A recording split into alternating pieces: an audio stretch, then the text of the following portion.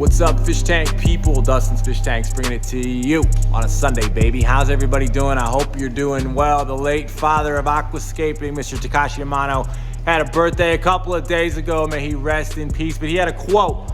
He said, creating nature is the ultimate luxury. And in today's video, I'm gonna give you the ultimate aquarium advice. And I'm gonna break it down in a bunch of different ways, talking about what would Mother Nature do. We're gonna start at the top. We're gonna talk about lights. Then we're gonna talk about your water in your tank. Then we're gonna talk about your plants and your fish. Then we're gonna break it down into your substrate. What would Mother Nature do with your lights? Mother Nature gives us the sun.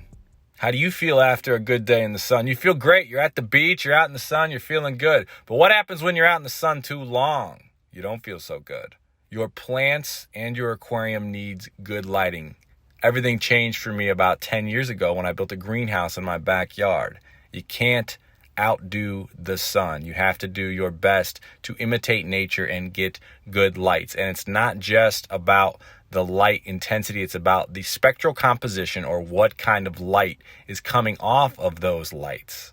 If you're trying to grow plants, you want peaks in the reds and the blues. You want Kelvin, 10,000 K, 6,500 K, all the way down to 5,500 K.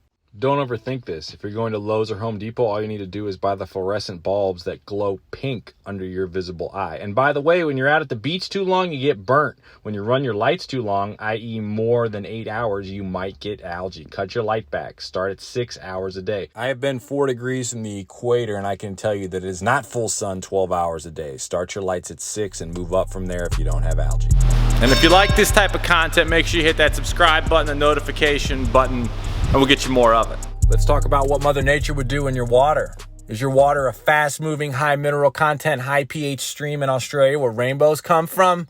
Or is your water slow, almost no moving, low pH, black water, agua negro, where discus come from in South America? And by the way, what's the temperature of that water? If it's that low pH, super high temperature discus water, you're gonna have a hard time growing plants.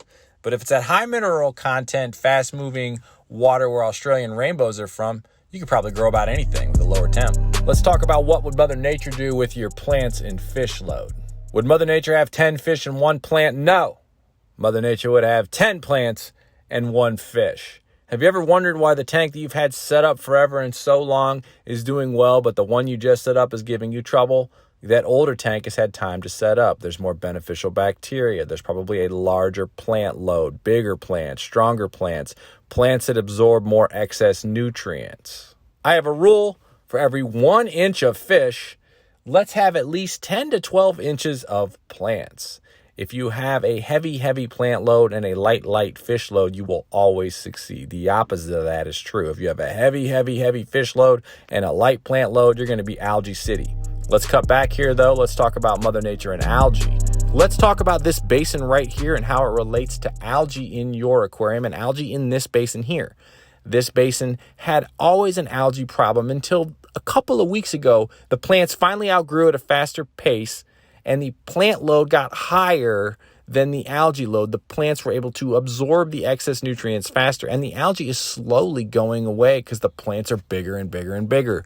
You want big, massive plants. That's what Mother Nature would do. And last but not least, what would Mother Nature do in the substrate? Plants absorb 400 to 400 times more nutrients through their roots than through their stems and leaves. Why? Because it's a constant thing. Plants can eat at their roots where they constantly have readily available nutrients. They can eat all the time. Mother Nature wouldn't try to get you full on vitamins. Root tabs suck. Eco-Complete is incomplete. And yes, even TAKASHI AMANO had his own AMANO soil because he understood the importance of feeding your plants where they eat at their roots. Nature, baby. Tank on.